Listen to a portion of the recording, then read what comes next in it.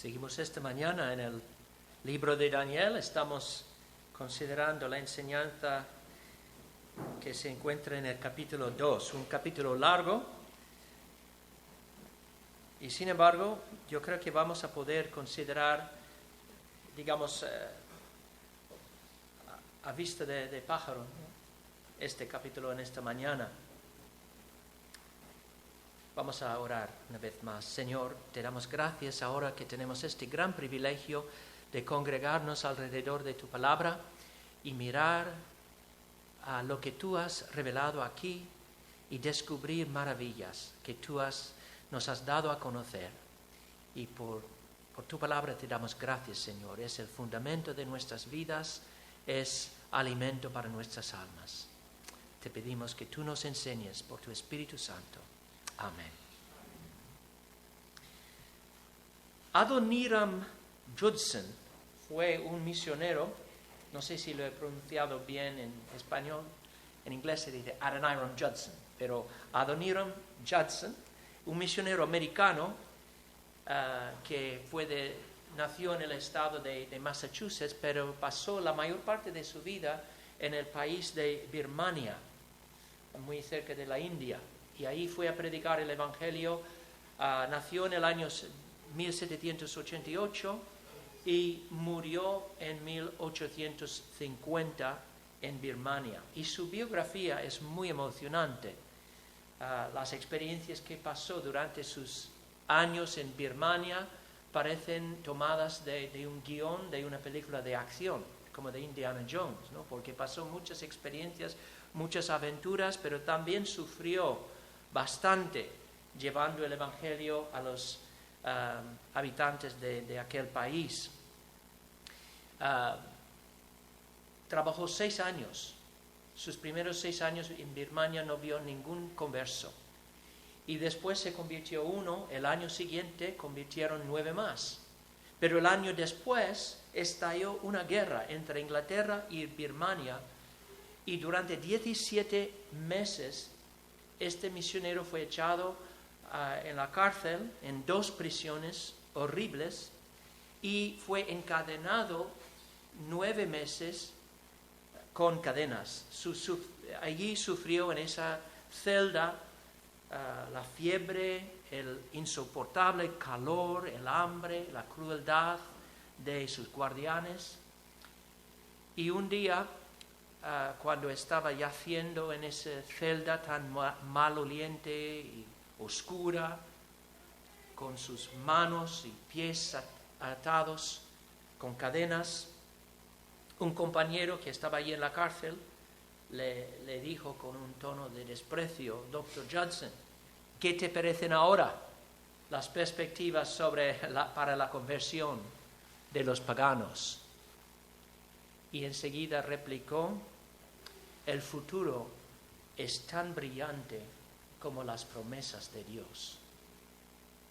Qué palabras más maravillosas. El futuro es tan brillante como las promesas de Dios.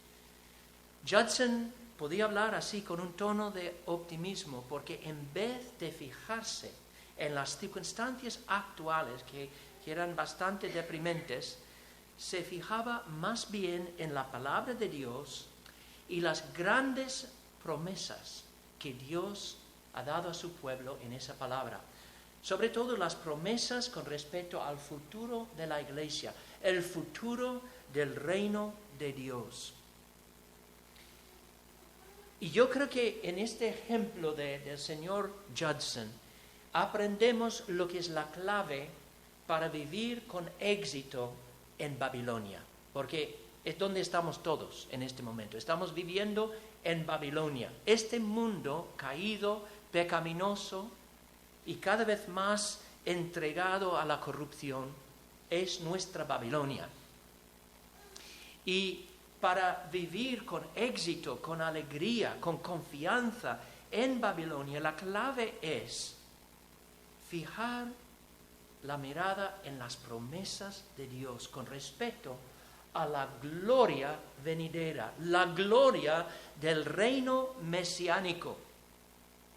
Si tenemos la mirada en lo que Dios ha prometido, en su palabra, a su pueblo, entonces podemos vivir confiadamente, podemos triunfar sobre todas las fuerzas del enemigo que intentan destruir nuestra fe y llenar nuestros corazones de ansiedad, de depresión, de miedo.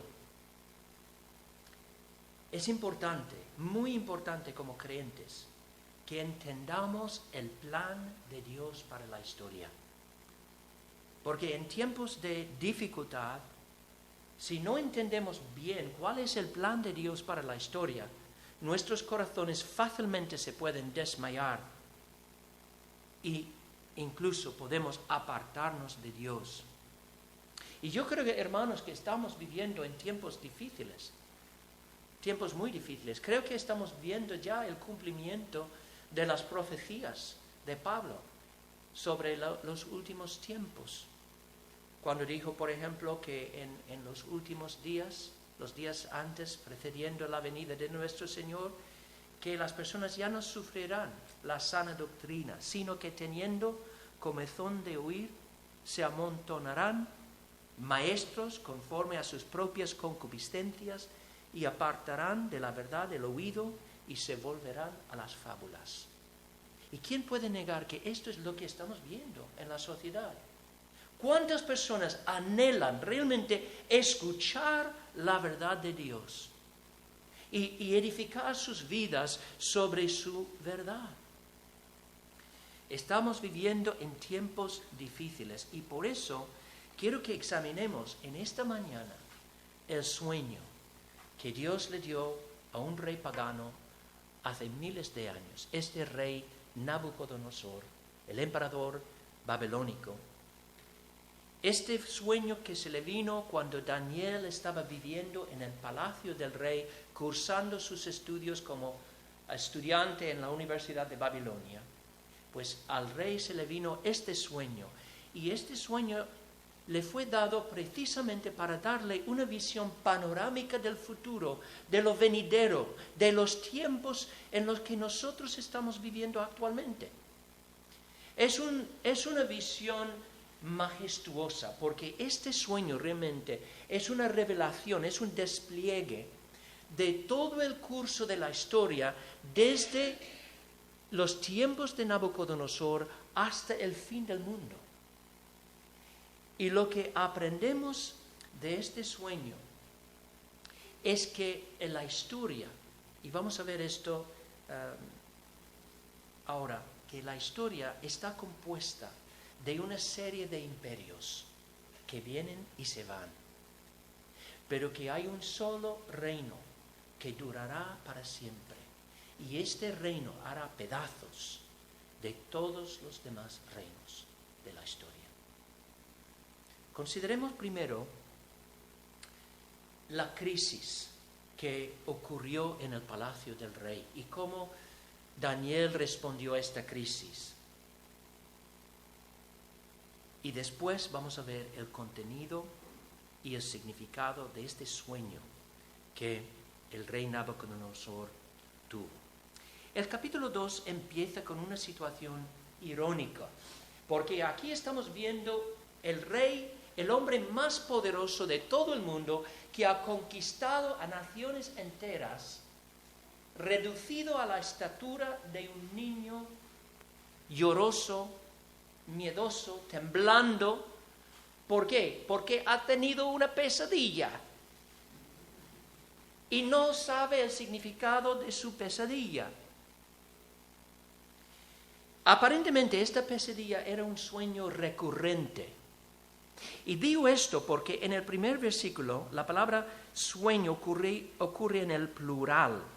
Dice, en el segundo año del reinado de Nabucodonosor, tuvo Nabucodonosor sueños. ¿Ves? La forma plural, sueños. Pero luego cuando el rey llama a todos los sabios de su reino, usa la palabra sueño en el singular. El versículo 3, y el rey les dijo, he tenido un sueño. Entonces, ¿cómo compaginamos estas dos cosas? Dice, el rey tuvo sueños, y luego el rey dice, he tenido un sueño. Yo creo que estamos viendo aquí un sueño recurrente.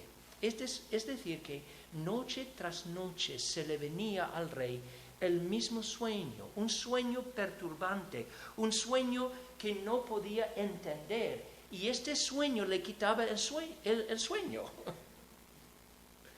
Como leemos aquí, se perturbó su espíritu y se le fue el sueño. Y deprivado de la capacidad de dormir bien de noche, el rey se volvía más y más trastornado emocionalmente, desequilibrado e incapaz de funcionar con normalidad. Y se sentía tan desesperado para entender lo que le pasaba y cuál era el significado de este sueño, que llamó a todos los sabios de su reino. Y la palabra sabio se refiere a las personas instruidas en toda la sabiduría de Babilonia, pero también estos hombres que tenían supuestos dones de adivinanza, personas como magos, astrólogos, encantadores, las personas con quienes solía consultar sobre cualquier asunto de importancia. Entonces el rey les pregunta el significado del sueño, pero como él sabe que ellos pueden inventar una interpretación para apaciguar su ira y salvar sus propias vidas, con mucha astucia el rey establece un criterio de prueba para asegurarse de que no estuvieran engañándole. El rey dice que no se acuerda del sueño, pero yo creo que los sabios no le creen, porque dicen: rey, primero, por favor, dinos el sueño, dinos qué es lo que has soñado y luego te daremos la interpretación. Pero el rey, con mucha astucia, dice: no, si realmente son videntes de verdad, serán capaces de decirme no solo el significado de mi sueño, sino qué es lo que he soñado. Quiero que me digáis primero el contenido de mi sueño, para que sepa que realmente tengáis un don profético. Y luego, dime su significado. Y cuando todos los sabios reunidos allí en el palacio responden diciendo que el rey está pidiendo lo imposible, el rey se vuelve tan rabioso, tan enfadado, que decide matar a todos los sabios de su reino. Leemos en el versículo 12. Con ira y gran enojo mandó que matasen a todos los sabios de Babilonia. Está portándose como un niño, ¿no? Está teniendo una rabieta aquí. Si no me vais a decir mi sueño, os mato a todos, os corto la cabeza. Y de repente Daniel y sus 3 amigos están en peligro, porque ellos pertenecen a este grupo condenado de sabios, porque habían estudiado en la Universidad de Babilonia, habían aprendido todas las letras y las ciencias de Babilonia, y Daniel en particular ya era conocido como un hombre con un don especial, porque él podía interpretar toda visión y sueño. Leemos esto en el capítulo 1. O sea, ya tenía experiencia Daniel en interpretar los sueños. Tenemos evidencia de esto en el versículo 20 del primer capítulo. En todo asunto de sabiduría e inteligencia que el rey les consultó, los halló 10. No es este versículo. El versículo 17. A estos 4 muchachos Dios les dio conocimiento e inteligencia en todas las letras y ciencias, y Daniel tuvo entendimiento en toda visión y sueños. Entonces ya era conocido como un vidente, digamos, un profeta. Ya manifestaba este don profético, y por eso pertenecía a este grupo de hombres condenados a muerte. Entonces, ¿qué podía hacer Daniel en esta situación de crisis? ¿Cómo respondió? Pues en vez de desesperarse, que hubiera sido la reacción más normal, respondió a la crisis con prudencia, con plegarias a Dios y con prontitud. Primero actuó con prudencia. Como os digo, hubiera sido muy fácil para él dejarse llevar por un espíritu de pánico en aquellas circunstancias. Imagínate la situación. ¿Qué harías tú en esta situación? Estás durmiendo tranquilamente en tu cama de noche y de repente hay una llamada a la puerta a medianoche y te levantas y abres la puerta y hay un grupo de hombres armados, listos para detenerte y para echarte en la cárcel. Y sabes enseguida que tu vida está en peligro. Has hecho algo malo. El rey está enfadado contigo. Entonces hubiera sido muy fácil para Daniel perder la calma, reaccionar con una actitud de tonto, pero como era un hombre de fe, un hombre experimentado en la oración y en depender de Dios, no reaccionó así. Actuó con prudencia, mantuvo la cabeza fría y empezó a pensar en una solución. Y se daba cuenta de una cosa, como una persona viviendo en un país pagano no podía apelar a ninguna autoridad mayor que el rey, porque ese rey no reconocía todavía al Dios de Daniel. El rey era la máxima autoridad en ese país, entonces no podía apelar a una autoridad mayor.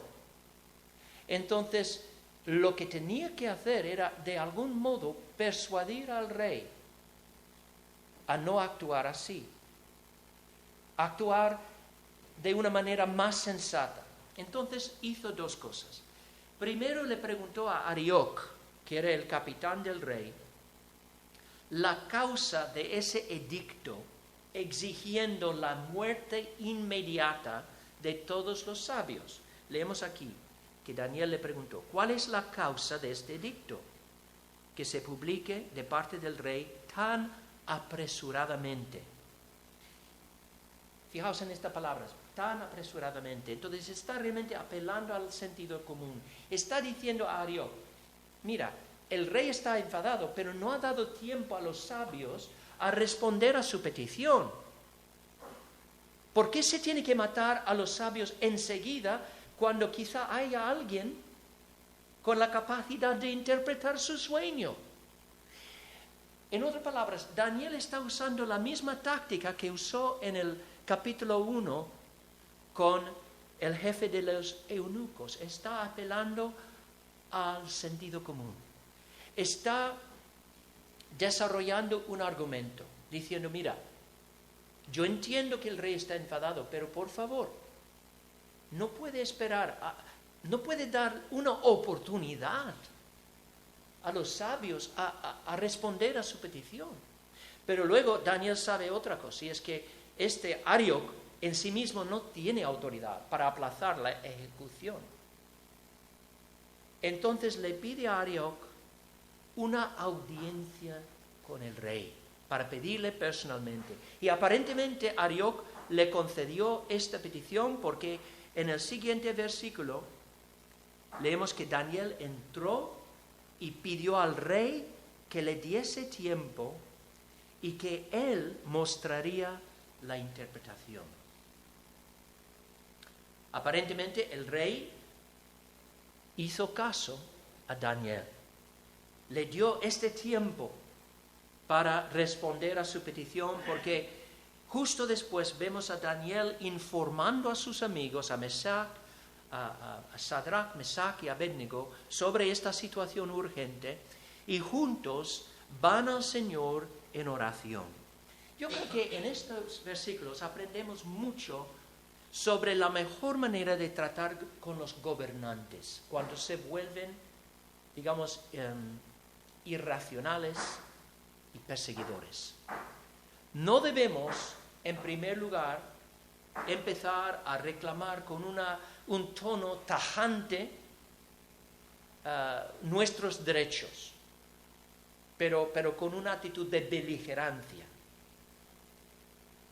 Lo primero que tenemos que hacer es acercarnos a ellos con un tono de respeto, mostrando respeto por su autoridad, porque Dios les ha puesto en su cargo, aunque no estamos de acuerdo con ellos en nada. Si están allí es por la providencia de Dios. Y debemos usar argumentos razonables, apelando al sentido común, para persuadirles a hacer lo correcto. Esto es lo primero que siempre debemos hacer. Los cristianos debemos ser conocidos como los mejores ciudadanos en todo el país, sumisos a las autoridades que existen, pero firmes en nuestra resolución de obedecer a Dios sobre todo. Y esta era la actitud de Daniel. Él se acercó primero a Arioc y luego al rey pidiendo, no exigiendo, pidiendo tiempo. En realidad no existía una constitución ni ninguna autoridad legal al que pedir, al que apelar, porque el rey mismo era la ley. Su voluntad caprichosa, esa era la ley de Babilonia. Entonces, en esta situación, Daniel tenía que actuar con mucha sabiduría. Hoy en día, sí tenemos una constitución, sí podemos apelar a la constitución. Pero siempre mostrando un tono de respeto por los que están en autoridad. Yo creo que esto es muy importante. Y es un principio muchas veces olvidado. Debemos mostrar respeto por todas las autoridades que Dios ha puesto sobre nosotros. Por nuestros padres, por la policía, por los gobernantes. Dios ha establecido una jerarquía de autoridades en este mundo y tenemos que reconocerlo y tenemos que respetar esta jerarquía. Pero al mismo tiempo debemos reconocer a Dios sobre todo. Entonces respondió con prudencia, luego respondió con plegarias. Al mismo tiempo que habló con los hombres, se daba cuenta de que su única esperanza de salir con vida de esta situación era la intervención sobrenatural y milagrosa de Dios mismo. Dios tenía que intervenir. Si Dios no intervenía, no había esperanza, ni para él ni para sus amigos. Iban a morir con toda seguridad. Y por eso Daniel hizo lo que hacía cotidianamente. Iba al Señor en oración, caía de rodillas y clamaba al Señor: oh Señor, solo tú eres nuestro refugio, solo tú eres nuestra ayuda. Leemos aquí, luego se fue Daniel a su casa e hizo saber a lo que había a Ananías, Misael y Azarías, sus compañeros, para que pidiesen misericordias del Dios del cielo sobre este misterio, a fin de que Daniel y sus compañeros no pereciesen con los otros sabios de Babilonia. Daniel sabía que realmente esta situación era tan grave que Dios tenía que hacer algo milagroso. Entonces oró con fervor, pidiendo la ayuda de Dios. Y leemos en el versículo 19, entonces el secreto fue revelado a Daniel en visión de noche, por lo cual bendijo Daniel al Dios de los cielos. Dios le dio una respuesta milagrosa. Le reveló algo, le dio información que no había conseguido por ningún medio natural. Dios no ha cambiado. El mismo Dios que hizo esto para Daniel todavía obra de modo sobrenatural en nuestras vidas. Ahora, no estoy diciendo que el mismo don de profecía sea normativa para hoy. Pero si estoy diciendo, hermanos, si decimos que Dios no puede hacer algo así hoy en día, casi estamos diciendo que adoramos a otro Dios. Tenemos que entender que lo que Dios está dispuesto a hacer es una cosa, lo que Dios puede hacer es otra. Y si Dios hizo esto para Daniel, hermanos, Dios puede hacer cosas en nuestra vida que van mucho más allá de nuestra fuerza humana. De hecho, toda la vida cristiana es una vida sobrenatural. Toda la vida cristiana. El mero hecho de que tú estés aquí hoy con un anhelo de conocer a Dios, con un anhelo de adorar a Dios, esto no viene de ti. Viene de la obra sobrenatural, milagrosa de Dios en tu corazón y tu vida. Dios te ha traído a su Hijo. Y hermanos, nunca debemos olvidarnos del carácter, del poder, de la gloria y de la majestad del Dios que adoramos. El Dios de Daniel es nuestro Dios. Está obrando hoy en día con el mismo poder con que obraba en los días de Daniel. Y si es así, ¿cuál debería ser nuestra primera respuesta cuando nos encontramos en un apuro? Caer de rodillas y clamar a Él. Esto es lo que hizo Daniel. Respondió con plegarias al Señor.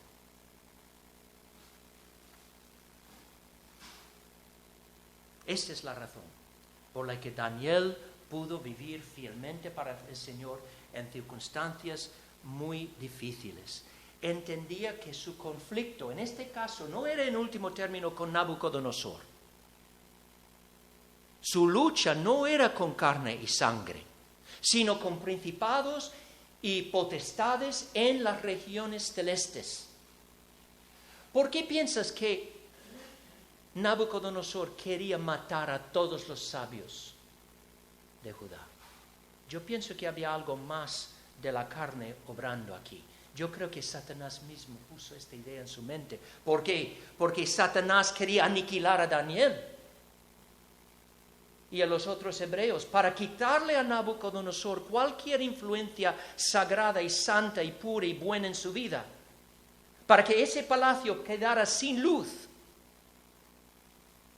Hermanos, tenemos que entender que nuestra lucha hoy en día no es contra carne y sangre. Satanás es muy real, los huestes de maldad son muy reales y por eso tenemos que siempre ir a Dios en oración y clamar a Él cuando los gobernantes se ponen tiranos y cuando empiezan a perseguir al pueblo de Dios. Porque ¿de dónde viene esta idea?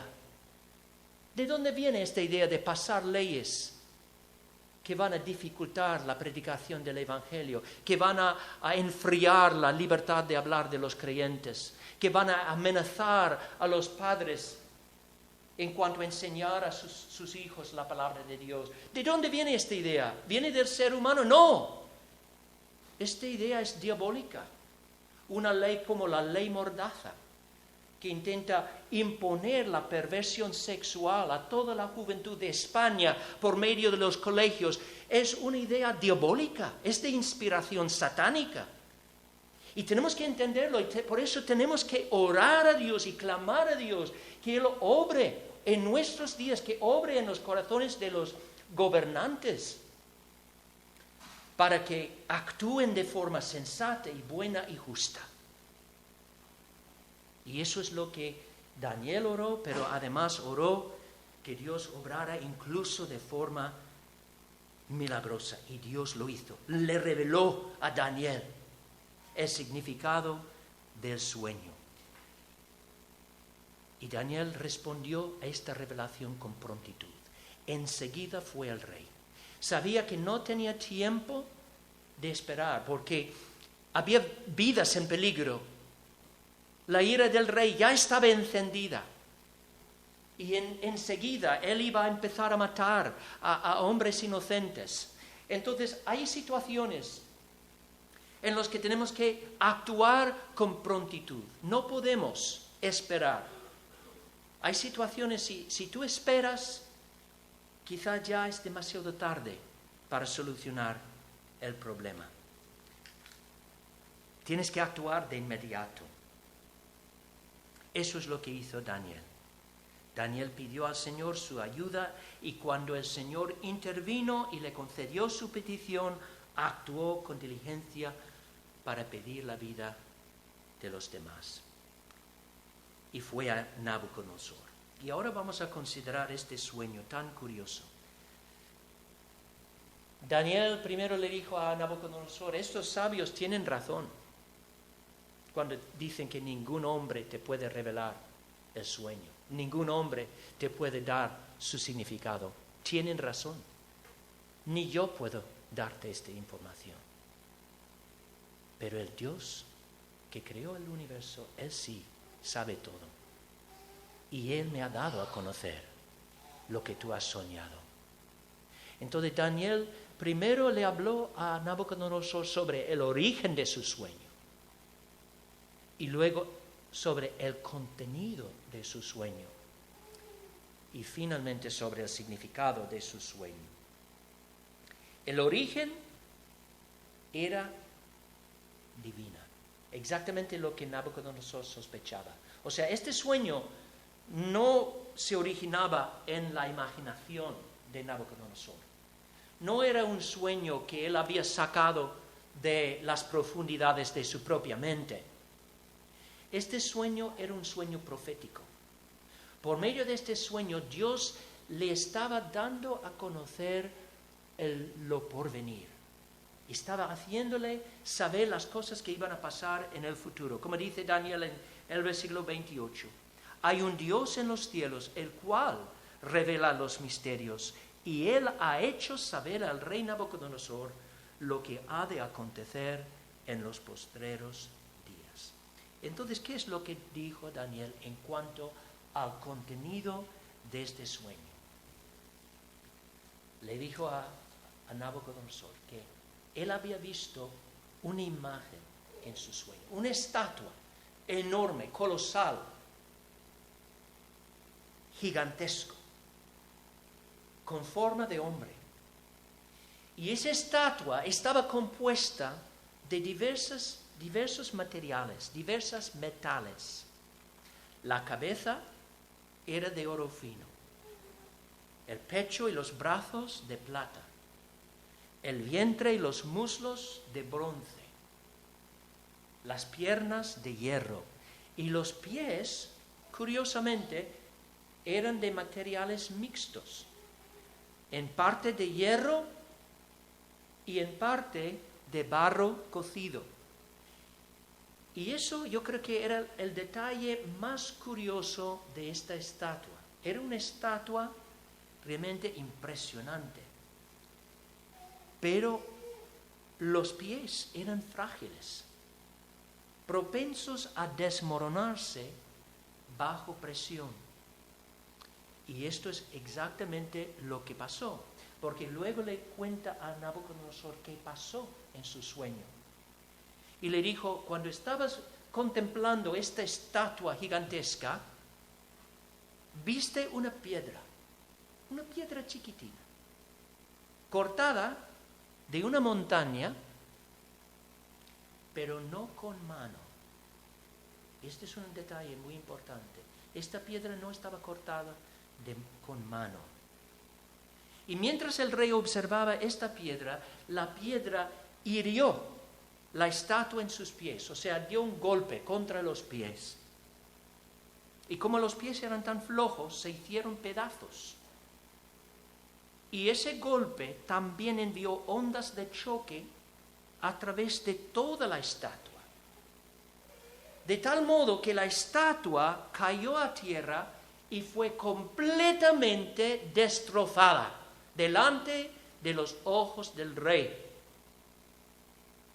Todos los materiales de la estatua, el hierro, el barro cocido, el bronce, la plata, el oro, todo fue desmenuzado Y estos pedacitos tan pequeñitos eran, dice Daniel, como tamo de las eras del verano, y se los llevó el viento, sin que ellos quedara rastro alguno. ¡Qué sueño más impresionante! Yo estaba imaginando cómo sería ver una estatua así, tan grande como una montaña, en forma de hombre, y esa estatua caer como las Torres Gemelas en Nueva York,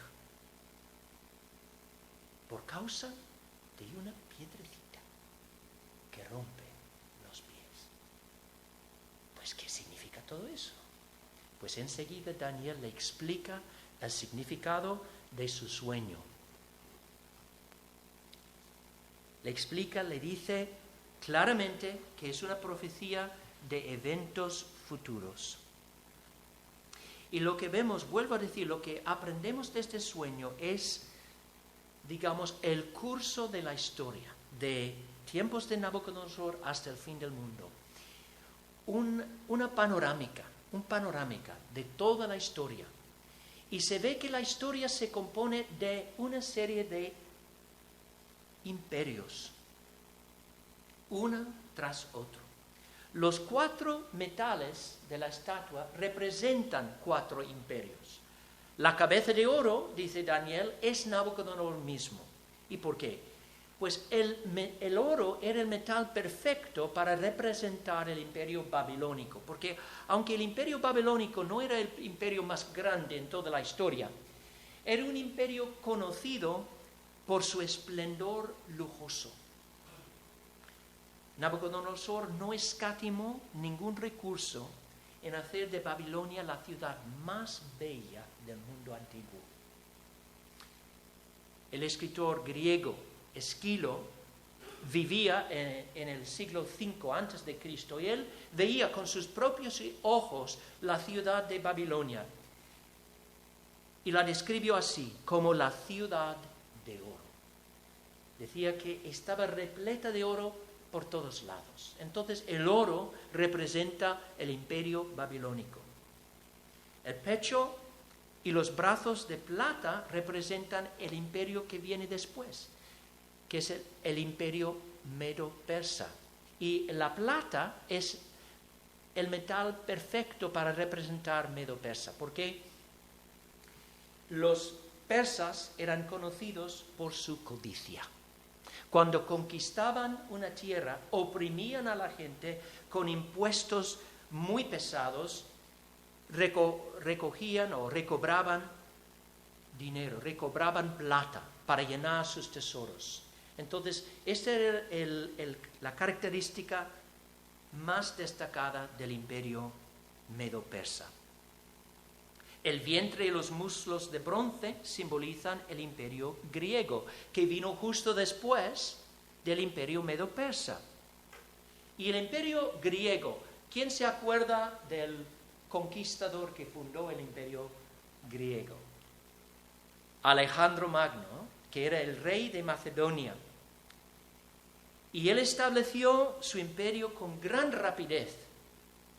Un reino enorme, un reino de alcance mundial, todo el mundo mediterráneo, bajo el dominio de Alejandro Magno. Y ese reino, ese imperio duró varios siglos. Y los soldados griegos eran famosos por su armadura. ¿Y sabéis de qué metal estaba hecho? Estaba hecha la armadura de los griegos de bronce. El historiador judío Flavio Josefo llama a Alejandro Magno el rey del oeste, revestido con bronce. Y también describe a los soldados griegos como hombres de bronce, venidos del mar. Finalmente, el hierro. Entonces, estamos viendo esta serie de imperios. La cabeza de oro, el pecho y brazos de plata, el vientre y muslos de bronce, y luego el hierro, las piernas de hierro. El hierro es el símbolo idóneo por el imperio romano. El imperio romano sucedió el imperio griego fue establecido en el año 146 antes de Cristo. ¿Y por qué se llamaba el Imperio Romano la monarquía de hierro? Por la fuerza y la crueldad de los romanos. La gente temía a los romanos porque pisoteaban a todas las naciones que subyugaban a su poder. Y sin embargo, este imperio, a pesar de su fuerza, tenía muchas divisiones internas, sobre todo en sus últimas etapas.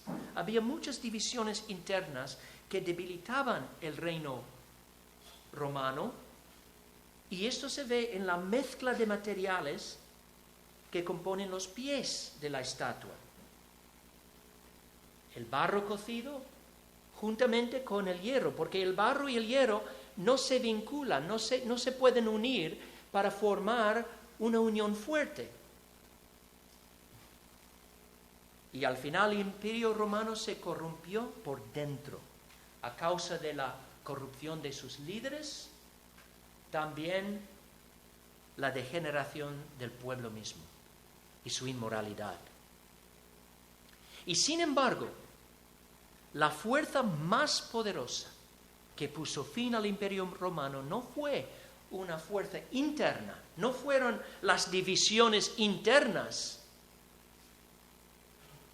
La fuerza poderosa que rompió el poder de Roma fue en la fuerza del Evangelio, el mensaje de Cristo.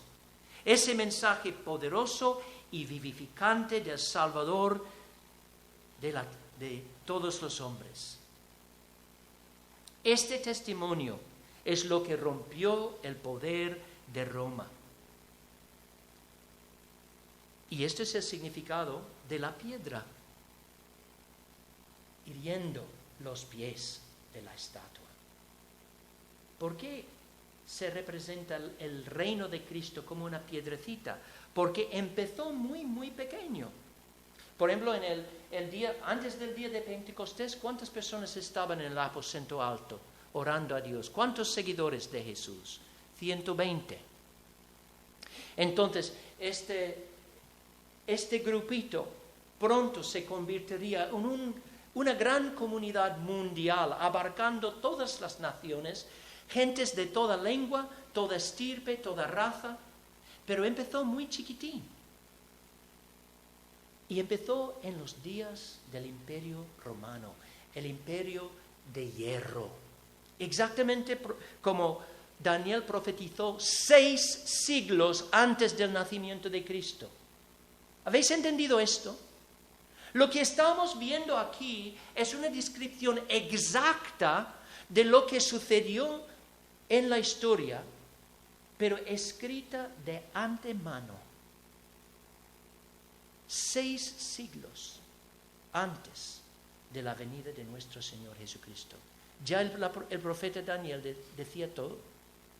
Decía que iban a venir un imperio de bronce, un imperio de plata, un imperio de hierro.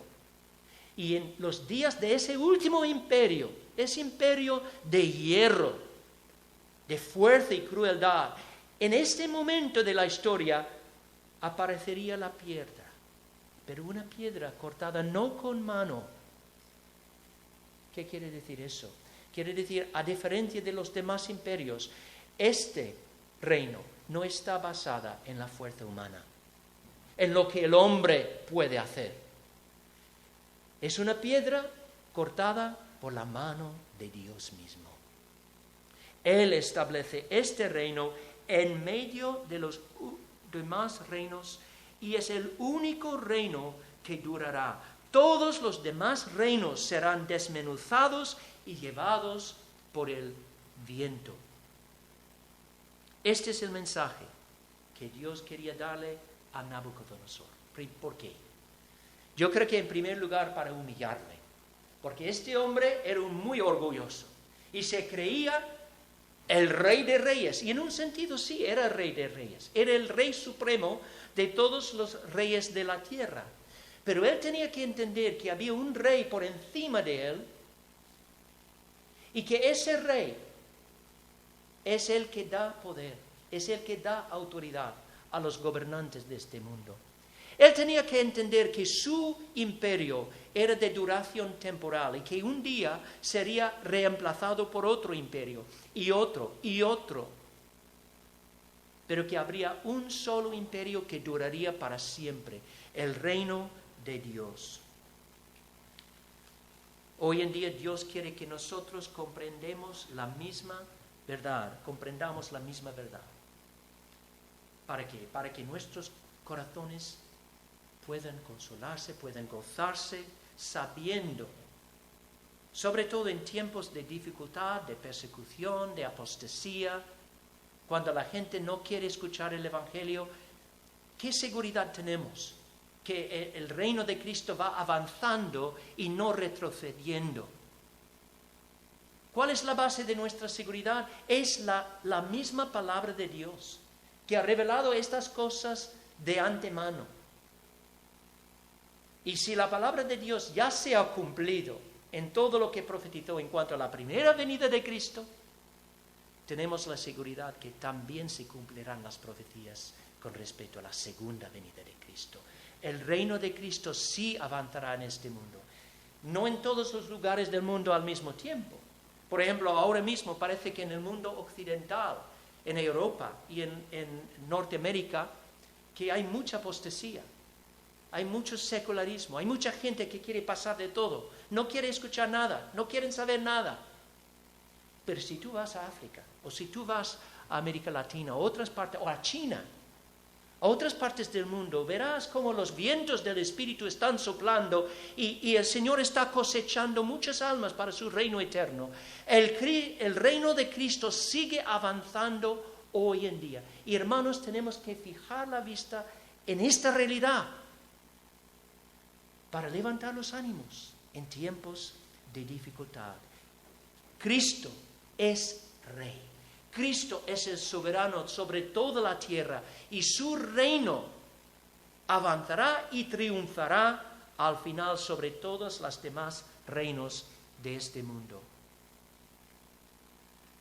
La pregunta para nosotros es si vamos a permitir que esta gloriosa visión del triunfo de Jesús y su reino controle nuestros pensamientos.